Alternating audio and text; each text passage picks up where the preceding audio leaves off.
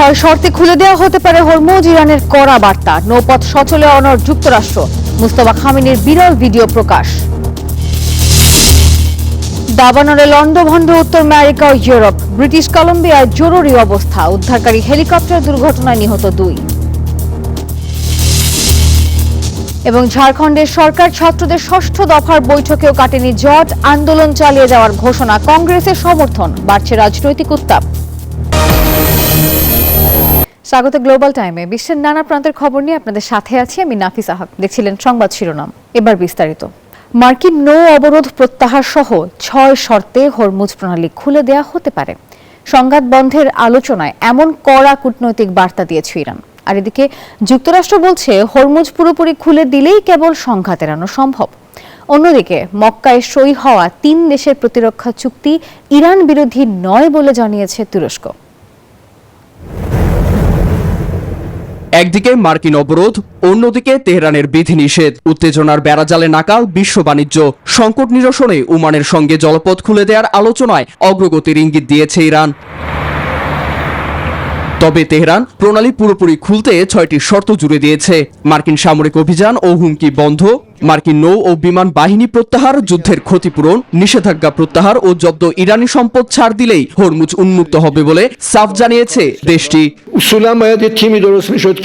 ওমানের মধ্যস্থতায় আলোচনা চলছে। আশা করি আমরা যুদ্ধ নয়, শান্তিও নয়, এই অবস্থা থেকে বেরিয়ে আসতে পারবো। এদিকে তেহরানের উপর চাপ অব্যাহত রাখার কথা জানিয়েছে ওয়াশিংটন। চুক্তিতে পৌঁছাতে তেহরানকে হরমুজের নৌ চলাচল স্বাভাবিক করার নিশ্চয়তা দেওয়ার তাগিদ মার্কিন ভাইস প্রেসিডেন্ট জেডি ভান্সের। আমরা তাদের পারমাণবিক কর্মসূচি ও প্রচলিত সামরিক সক্ষমতা ধ্বংস করেছি। এখন দেখছি তারা যুক্তরাষ্ট্রের সঙ্গে ভালো সম্পর্কের জন্য প্রয়োজনীয় দীর্ঘমেয়াদী পরিবর্তনে রাজি কিনা। তবে কূটনৈতিক তৎপরতার পাশাপাশি সামরিক প্রস্তুতিও জোরদার করছে যুক্তরাষ্ট্র। ভবিষ্যৎ যুদ্ধের ব্যয় কমাতে স্বয়ংক্রিয় ও কৃত্রিম বুদ্ধিমত্তা নির্ভর অস্ত্র উৎপাদন সহ ব্যবহারের ইঙ্গিত দিয়েছে ওয়াশিংটন। অন্যদিকে সম্প্রতি স্বাক্ষরিত সৌদি আরব, তুরস্ক ও পাকিস্তানের মক্কা ডিফেন্স প্যাক্ট জোটটি ইরান বিরোধী নয় বরং প্রতিরক্ষামূলক উদ্যোগ জানিয়ে তেহরানকে আশ্বস্ত করেছে তুরস্কের পররাষ্ট্রমন্ত্রী হাকান ফিদান। নীরব দাস, নিউজ 24। দীর্ঘদিন জনসমক্ষে অনুপস্থিত ইরানের সর্বোচ্চ নেতা মুস্তফা খামেনি আর তার ভিডিও প্রকাশ করেছে মেহের নিউজ। ভিডিওতে কয়েকজনের সঙ্গে কথা বলতে দেখা গেলেও এটি কবে বা কোথায় ধারণ করা হয়েছে তা এখনো জানানো হয়নি। আয়াতুল্লাহ আলী খামেনির মৃত্যুর পর ইরানের সর্বোচ্চ নেতা হিসেবে দায়িত্ব নেন তার ছেলে মুজতবা খামেনি। এরপর থেকে তাকে আর প্রকাশ্যে কোনো অনুষ্ঠানে দেখা যায়নি। বিভিন্ন গণমাধ্যমের প্রতিবেদনে দাবি করা হয় যুদ্ধ অবস্থার মধ্যে আড়াল থেকেই দেশ পরিচালনা করছেন তিনি। এমন প্রেক্ষাপটেই মুজতবার 13 সেকেন্ডের ভিডিও প্রকাশ করল দেশটির আধা সরকারি সংবাদ সংস্থা মেহের নিউজ এজেন্সি। ওই ভিডিওতে বেশ কয়েকজনের সঙ্গে কথা বলতে দেখা যায় খামেনিকে, তবে ওই ব্যক্তিদের পরিচয় প্রকাশ করা হয়নি। এরপর থেকেই মুস্তফা খামেনির শারীরিক অবস্থা ও তার কাজ নিয়ে চলছে বিভিন্ন মহলে জোর আলোচনা।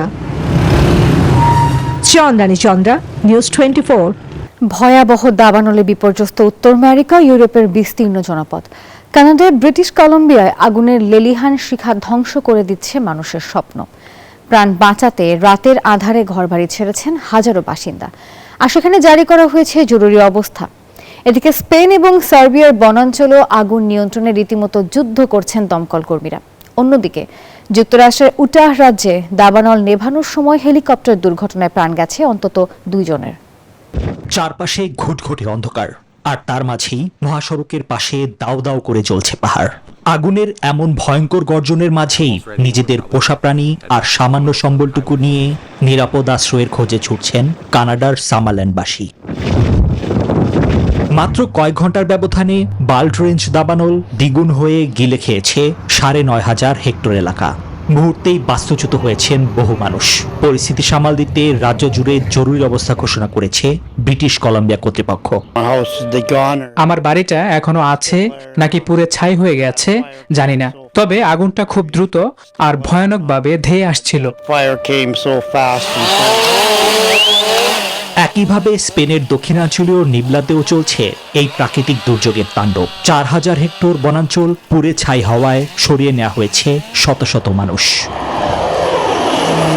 সার্বিয়ার ডেলিব্রাতো স্যান্ডস বনাঞ্চলেও আগুন নেভাতে 3 দিন ধরে লড়ছেন দমকল কর্মীরা। অন্যদিকে যুক্তরাষ্ট্রের ইউটা রাজ্যে দাবানল নেভানোর সময় মর্মান্তিক হেলিকপ্টার দুর্ঘটনায় প্রাণ হারিয়েছেন এক পাইলট সহ 2 জন ক্রু। নিবির আমিন, নিউজ 24। ঝাড়খণ্ডে ছাত্র সরকারের ষষ্ঠ দফার বৈঠকেও কাটেনি জট। পরীক্ষা বাতিল ও সিবিআই তদন্তের দাবিতে আন্দোলন চালিয়ে যাওয়ার ঘোষণা দিয়েছেন চাকরি প্রার্থীরা। 10 অগস্ট বিধানসভা ঘেরাওয়ের প্রস্তুতিও চলছে।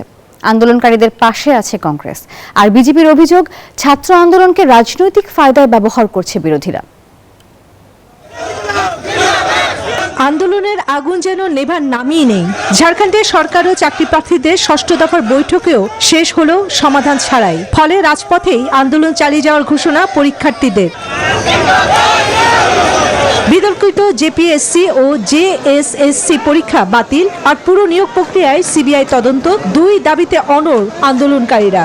দাবি পূরণ না হওয়া পর্যন্ত অনশনও চলবে বলে সাফ জানিয়ে দিয়েছেন তারা।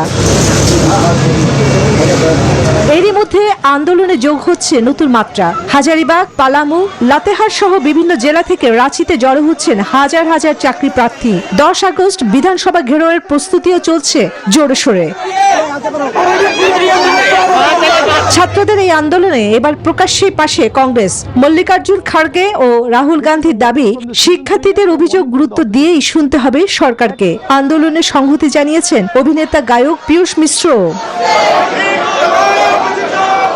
তবে বিরোধীদের এই অবস্থানকে নিছক সমর্থন হিসেবে দেখছে না বিজেপি। কেন্দ্রের অভিযোগ, ছাত্র আন্দোলনকে হাতিয়ার করে রাজনৈতিক ফায়দা তুলতে চাইছে বিরোধীরা। চন্দ্রা, নিউজ 24। ফিলিস্তিনের গাজায় শান্তি স্থাপনের লক্ষ্যে মার্কিন প্রেসিডেন্ট ডোনাল্ড ট্রাম্পের গঠন করা বোর্ড অফ পিসের 15 দফা পরিকল্পনা প্রত্যাখ্যান করেছে ইসরায়েল। রবিবার প্রধানমন্ত্রী বেনিয়ামিন নেতানিয়াহু সাফ জানিয়েছেন, হামাস পুরোপুরি নিরস্ত্র না হওয়া পর্যন্ত গাজা থেকে সেনা প্রত্যাহার করবে না ইসরায়েল। ফলে গাজা নিয়ে ওয়াশিংটনের উদ্যোগে নতুন করে তৈরি হয়েছে অনিশ্চয়তা।